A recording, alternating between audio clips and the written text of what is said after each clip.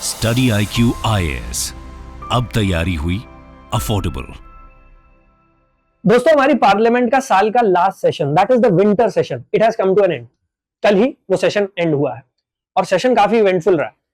और इवेंट्स ना केवल पार्लियामेंट के अंदर बल्कि पार्लियामेंट के बाहर भी देखने को मिले हैं, जहां एक तरफ साइमल्टेनियस इलेक्शन जैसे इंपॉर्टेंट बिल्स इंट्रोड्यूस किए गए हैं, वहीं दूसरी तरफ राज्यसभा में वाइस प्रेसिडेंट ऑफ इंडिया उनको रिमूव करने के लिए एक नोटिस भी दिया गया था।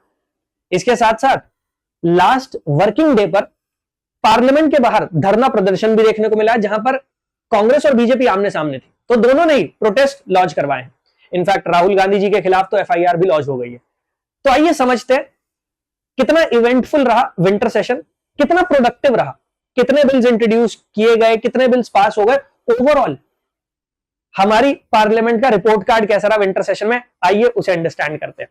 तो विंटर सेशन शुरू हुआ था 25 नवंबर को। ओवरऑल 26 डेज के लिए यह सेशन ऑर्गेनाइज किया गया था।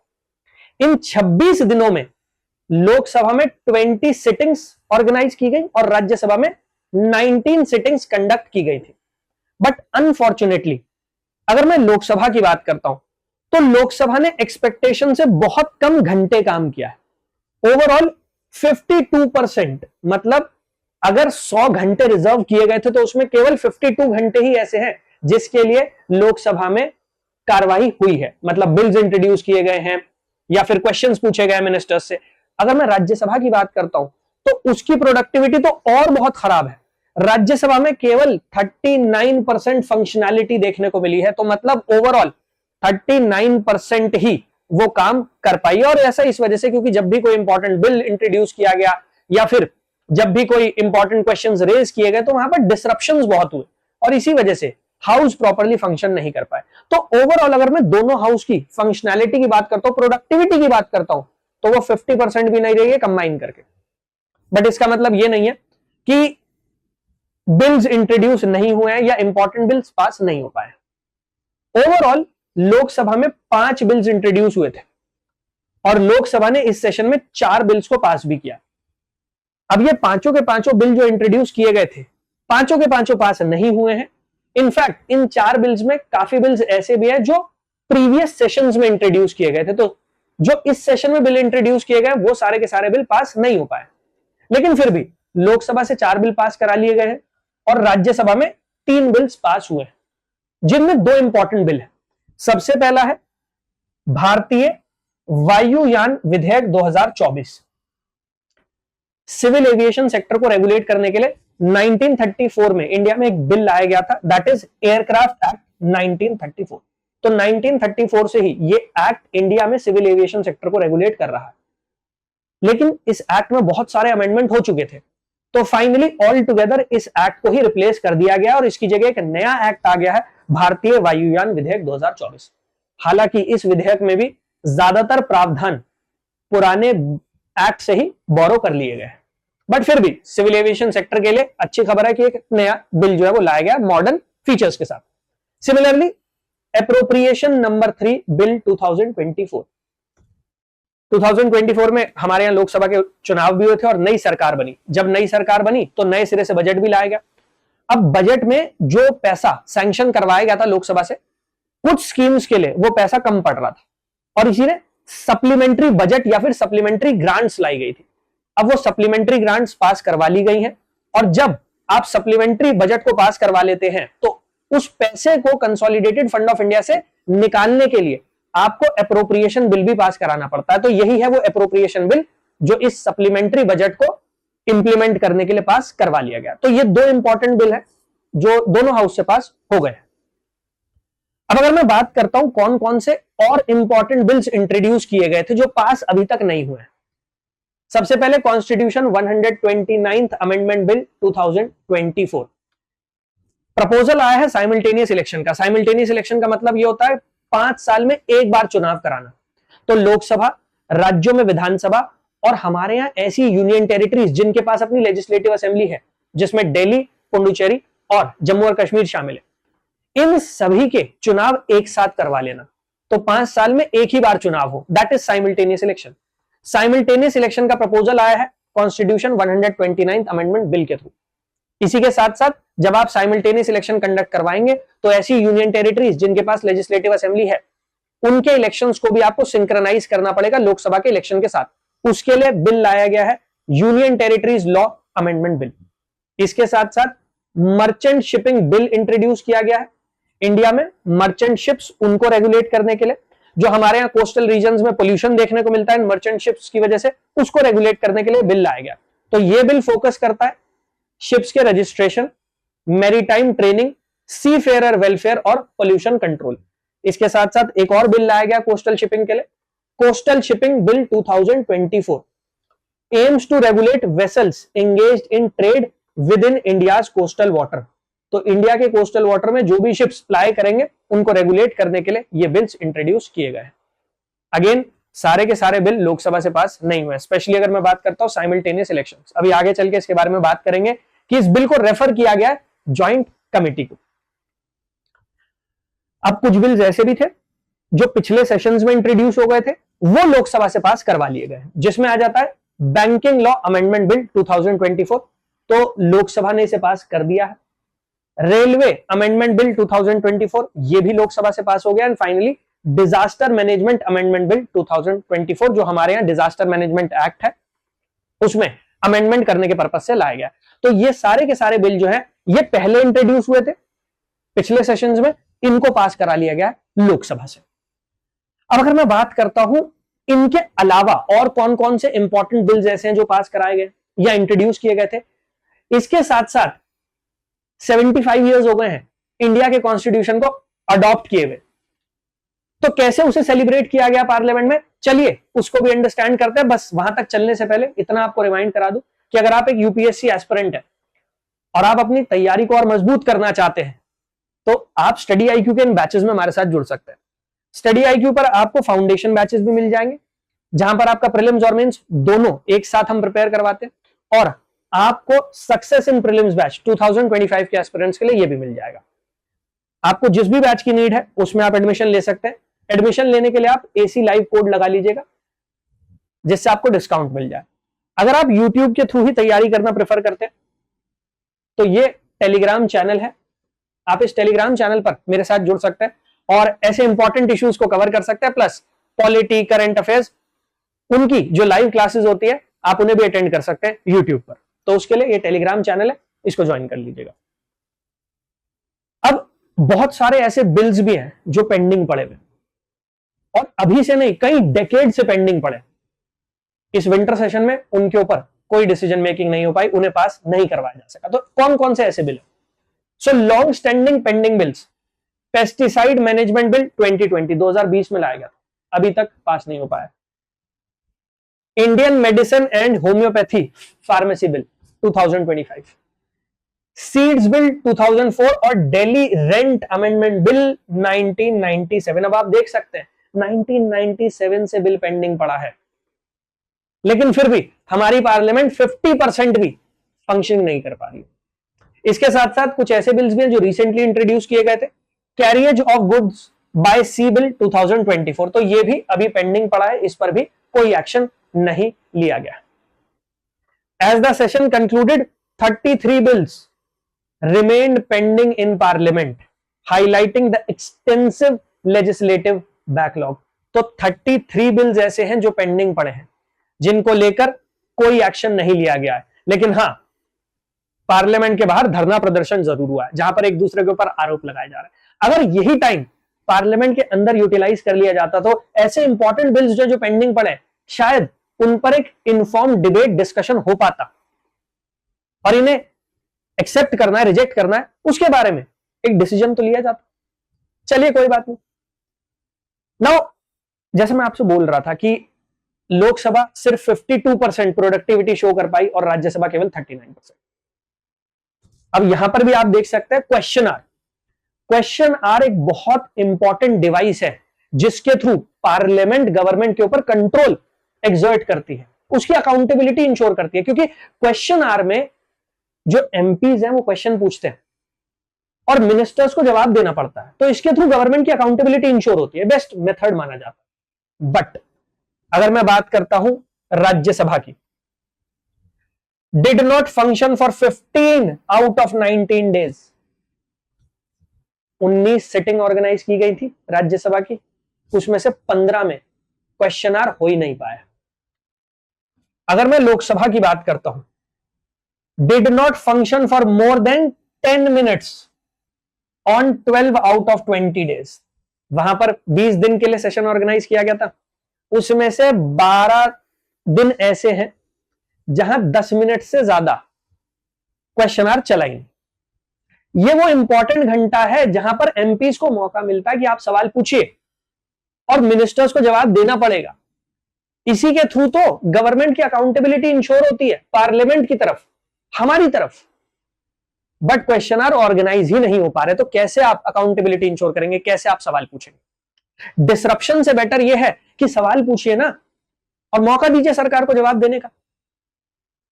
अगर मंत्री जवाब ही नहीं देंगे तो कैसी जवाबदेही, कैसी अकाउंटेबिलिटी?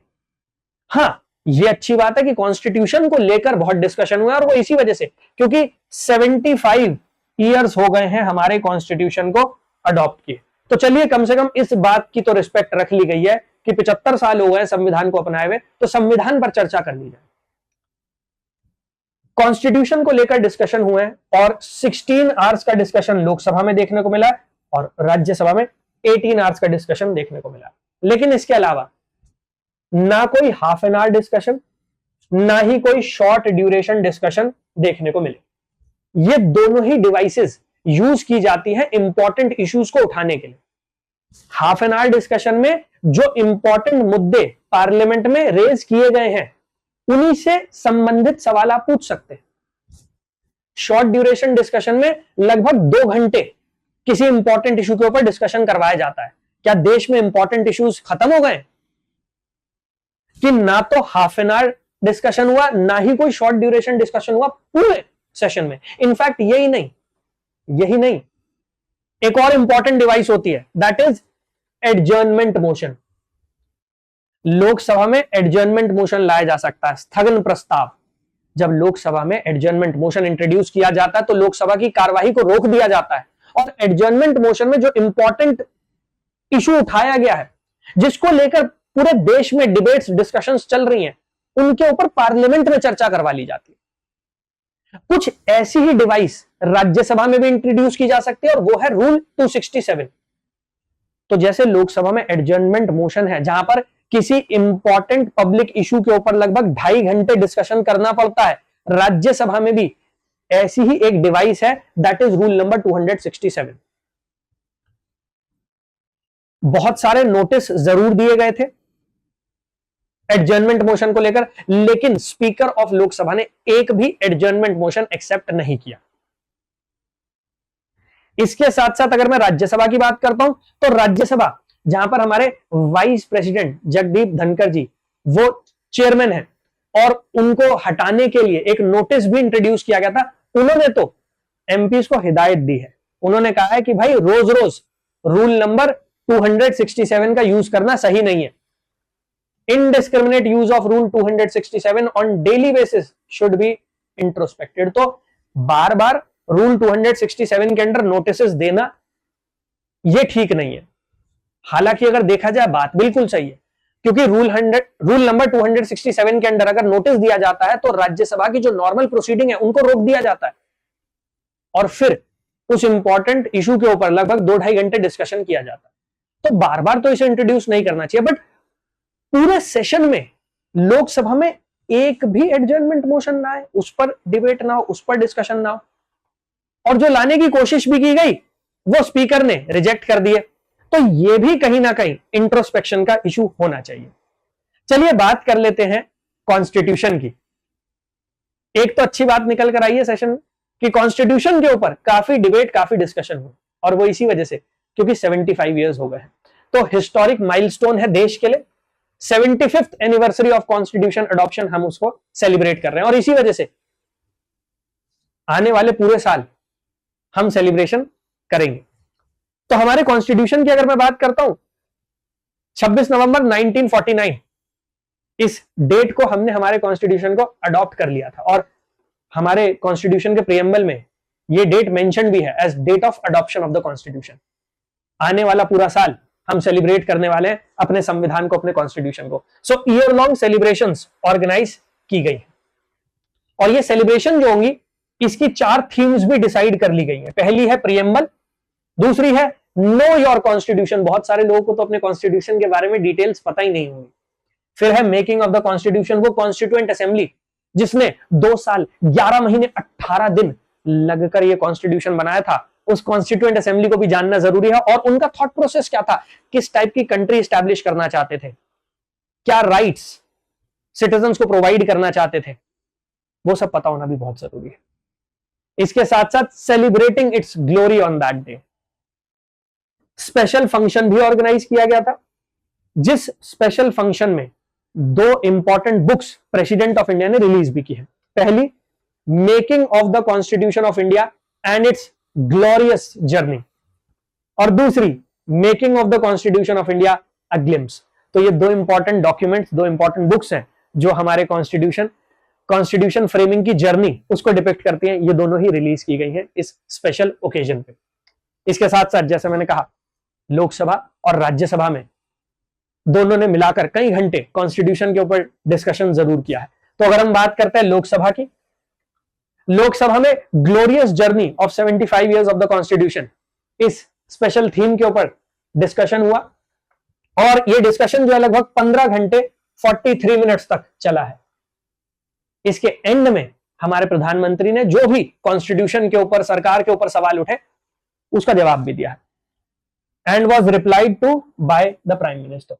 कुछ सिमिलर लाइंस पर राज्यसभा में भी स्पेशल डिस्कशन हुआ और यहां पर जो डिस्कशन चला वो 17 आवर्स 41 मिनट्स चला। और यहां पर हमारे होम मिनिस्टर, गृह मंत्री अमित शाह जी, उन्होंने रिप्लाई किया जितने भी सवाल खड़े हुए थे उनके ऊपर। तो एक जो पॉजिटिव चीज निकलकर आ रही है वो ये है कि कम से कम कॉन्स्टिट्यूशन को लेकर, कॉन्स्टिट्यूशन के ऊपर तो डिस्कशन हुआ है, डिबेट्स हुई हैं। इसके साथ साथ जैसा हमने देखा था स्टार्टिंग में, सप्लीमेंट्री बजट लाया गया था और एप्रोप्रिएशन बिल नंबर 3 लाया गया था, उसको पास कराया गया। तो यहां पर 44,143 करोड़ इतने रुपए और सैंक्शन करवा लिए गए हैं और ये ओवरऑल बजट का 1% है। तो ओवरऑल जो इंडिया का बजट पास हुआ था 2024-25 में, उसका 1% है ये अमाउंट। तो ये एडिशनल एक्सपेंडिचर अप्रूव करवा लिया गया है लोकसभा से और इस एडिशनल एक्सपेंडिचर को अप्रूव कराने के लिए 7.3 आवर्स का डिस्कशन हुआ लोकसभा में। एक्चुअल में जो हमारा बजट आता है, बजट के ऊपर जो वोटिंग की जाती है वो केवल लोकसभा में होती है। राज्यसभा में बजट पर डिस्कशन हो सकता है लेकिन वोटिंग नहीं होती। इसी वजह से आपको लोकसभा में बजट को पास कराना पड़ता है।